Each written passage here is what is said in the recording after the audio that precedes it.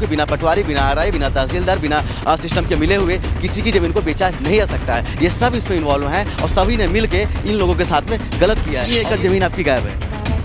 पूरा चलिए मारेंगे, आपको मारेंगे, इनको ही मारेंगे, इनको ही मारेंगे, क्योंकि अगर कभी भी कोई भी पूंजीपति अगर आपकी ज़मीन को हड़पता है, कोई पूंजीपति आपके हक को मारने की कोशिश करता है, तो एक बार आप आवाज़ उठाइए। ये पट्टे लेके भीख मांग रहे हैं, ये इनकी ज़मीन है और इन्हीं का कागज़ है, सब इनका था, लेकिन आज इनके पास में कुछ भी नहीं है। हम कौन से छत्तीसगढ़ मॉडल की बात करते हैं जिसमें गरीबों का हक खाया जाता है? आपके शासन में बैठे हुए भ्रष्ट अधिकारी इस तरह का कांड करके चले जाएं और वो अधिकारी निकल जाएं बच के, और ऐसे जो लोग हैं, गरीब लोग हैं, वो आज इस तहसील में आके खड़े हो जाएं। 200 रुपया 500 रुपया देंगे तो जाके नाप देंगे, लेकिन अगर ये पैसा नहीं निकालेंगे तो जमीन की नपाई नहीं होगी। इनको सिर्फ तारीख पे तारीख दिया जाएगा। बता दो आपको चाचा, ना पटवारी है, ना तहसीलदार है, ना आरटीआई एक्टिविस्ट है, ना तो पत्रकार है, और ना ही समाज सेवी। लेकिन इसके बाद में भी पूरे गाँव का पट्टा इनके पास में रखा हुआ है। जहाँ भी बंदोबस्त होता है तो भाई साहब की जमीन निकल जाती है और ऐसे गरीबों की जमीन वहाँ से गायब हो जाती है। और यहाँ पर एसडीएम मैडम भी है। मैं आपको साबित करूँगा कि जो गरीबों की जो जमीन है, महिलाएं ऐसी हैं जिनका घर भी इनके पास आ चुका है।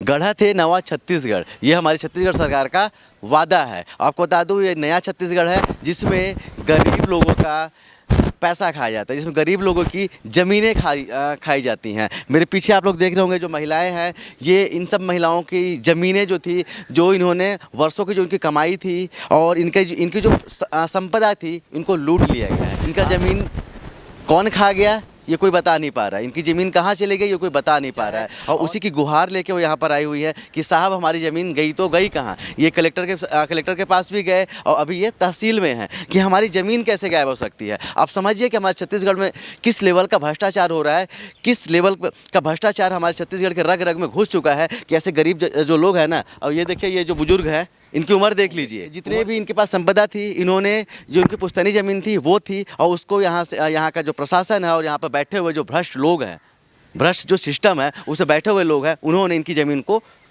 खा लिया। इन्हें नहीं पता है कि इनकी ज़मीन बिक गई, इन्हें नहीं पता है कि इन्होंने कभी ज़मीन को बेचा भी। लेकिन जो यहाँ के सिस्टम में बैठे हुए लोग हैं, क्योंकि आपको बता दूं कि बिना पटवारी, बिना आरआई, बिना तहसीलदार, बिना सिस्टम के मिले हुए किसी की ज़मीन को बेचा नहीं जा सकता है। ये सब इसमें इन्वॉल्व हैं और सभी ने मिल के इन लोगों के साथ में गलत किया है। और ये इतने लोग बचे हैं यहाँ पर, इससे पहले काफ़ी सारे लोग थे, उन्होंने मुझे बुलाया था, मैं कहीं बाहर था।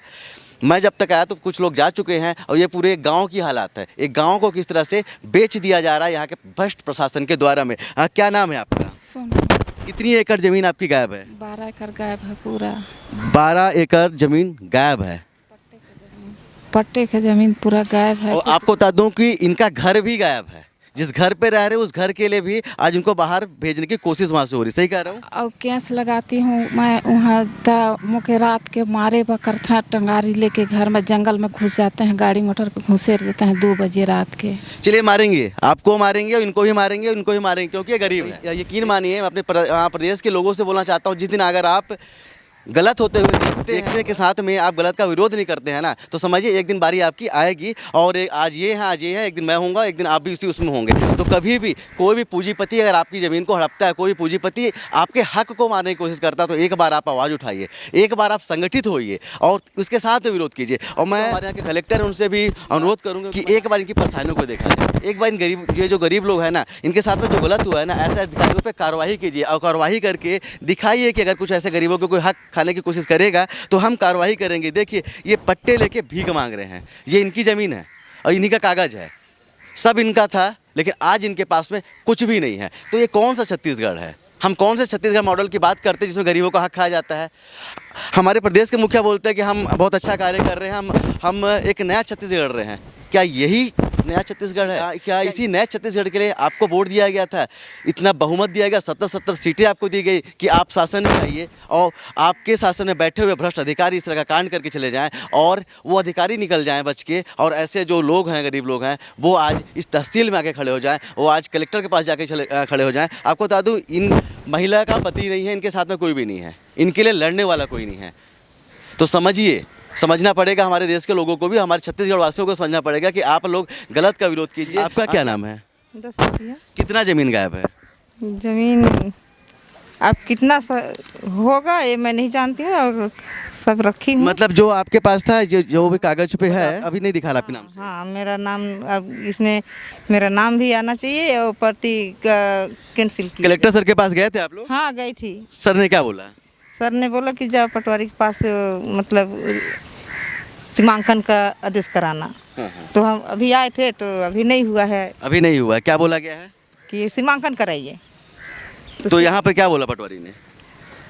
नहीं, अभी वो बिजी हैं, मतलब अभी बिजी हैं, बिल्कुल अभी वो बिजी रहेंगे, लेकिन इस तरह का कुछ गलत हो जाता है तब उसमें वो बिजी नहीं होते। लेकिन हाँ, अगर ये अपने हक के लिए यहाँ पर आ गए हैं तो ज़रूर बिजी रहेंगे वो। ये 2, 4, 5 रुपये, देखिए बहुत सारी चीज़ें होती है हमारे दिल पे, हम इसको बोल नहीं सकते हैं क्योंकि हम भी एक पत्रकार हैं, तो शब्दों के मर्यादा को हमको ध्यान पे रखना होता है। लेकिन निश्चित तौर पे अगर ये 200 रुपया 500 रुपये देंगे तो जाके नाप देंगे, लेकिन अगर ये पैसा नहीं निकालेंगे तो ज़मीन की नपाई नहीं होगी। इनको सिर्फ तारीख पे तारीख दिया जाएगा। लेकिन चलिए, ये आप लोगों का कागज़ है और हम भी जाएंगे कलेक्टर सर के पास में और उम्मीद भी करेंगे, उनको बताएंगे भी कि किस तरह से एक गाँव पे, एक पूरे गाँव पे इतनी सारी ज़मीनों को बेच दिया गया है और उसमें किस तरह के लोग इन्वॉल्व हैं, कितने बड़े बड़े अधिकारी इन्वॉल्व हैं, उसकी निष्पक्ष तरीके से जांच तो करा दीजिए एक बार। और जांच करने के बाद में जो इनका हक है उस हक को भी दिलाने की जवाबदारी शासन की है। हमारे साथ में भी जम्बाला सिंह हैं, जिनके ऊपर आरोप है कि आपने गलत तरीके से इतने सारे लोग जो हैं उनके संपत्तियों को बेच दिया है। इतने सारे जो लोग इल्ज़ाम लगा रहे हैं, आप क्या हैं? आरटीआई एक्टिविस्ट है? आप पटवारी हैं? हम साधारण किसान हूँ। तो आप सबका कागज लेके क्यों घूम रहे हैं? हमको जरूरत थी। अच्छा, एक चीज़ बताइए चाचा, सुनिए चाचा, ये जितने सारे लोग हैं इनके अगल बगल में आपकी ज़मीन है क्या? हाँ। सबके बगल में आपकी ज़मीन है? नहीं, इसका जगह जगह में पट्टा है इनका, है ना। जैसे घर के अंदर इसका पट्टा बन गया है, सोचिए। और कब पता चलता है कि जब बेच के रजिस्ट्री करवाने आता है, वो अगला आदमी देखने आता है, तब पता चलता है कि ये आदमी का पट्टा है करके। चलिए एक चीज़ बता दूं आपको चाचा, ना पटवारी है, ना तहसीलदार है, ना आरटीआई एक्टिविस्ट है, ना तो पत्रकार है और ना ही समाज सेवी। लेकिन इसके बाद में भी पूरे गांव का पट्टा इनके पास में रखा हुआ है। तो जहां भी बंदोबस्त होता है इनकी ज़मीन निकाली जाती है, जहां भी सुधार होता है तो इनकी ज़मीन आ जाती है और गायब किसका हो जाता है ज़मीन? ऐसे गरीबों की ज़मीन वहाँ से गायब हो जाती है। हाँ, लेकिन निकलता इनका ज़रूर है वहाँ से। ये जहाँ भी जाते हैं वहाँ से इनका निकल जाता है। हम इनके ऊपर भी इल्ज़ाम नहीं लगा सकते जब तक कि जांच ना हो जाए। लेकिन एक चीज़ सोचने वाली बात ये है कि जहाँ भी बंदोबस्त होता है तो भाई साहब की ज़मीन निकल जाती है और ऐसे गरीबों की ज़मीन वहाँ से गायब हो जाती है जो वर्षों से वहाँ पे अपना कार्य कर रहे हैं। भैया मैं बात बोलना चाहती हूँ, जो भी काम होता है आंधी भर के अंदर, लेकिन आप बीच में क्यों लेके आते हैं आदमी लोग को? जिस भाई का बांटा भी होगा तो सामने आते हैं आप।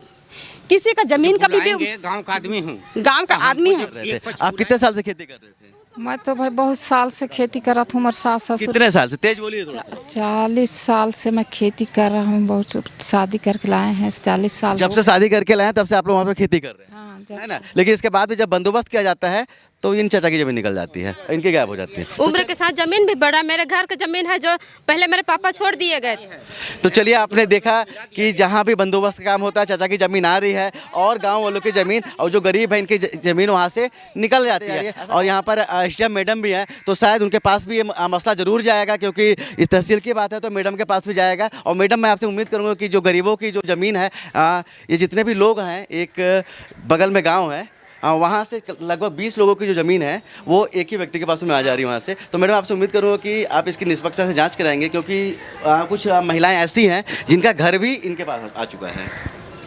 अभी आपके माध्यम से ये बात मेरे संज्ञान में आई है। निश्चित रूप से इसकी निष्पक्ष जांच होगी और जो भी नियमानुसार उचित होगा वो कार्रवाई की जाएगी। तो चलिए, एक बार फिर से मैं हमारे सिस्टम से अपील करूँगा कि एक बार इनके साथ आइए और जो लोग मेरा वीडियो देखेंगे, जो लोग हमारे समाचार को देखेंगे, एक बार उनसे अपील करूंगा कि अपनी पारी का वेट ना करें, अपनी पारी का इंतजार मत कीजिए। अगर कहीं पर गलत होता है, हमारे समाज में कहीं पर गलत होता है, तो एक बार आप लोग साथ में आइए, उनके साथ दीजिए। अगर आप उनका साथ देंगे तो वो भी कल आपके साथ में खड़े रहेंगे। कैमरामैन अखिल के साथ अब तक के लिए मैं सुनील शर्मा। जय हिंद।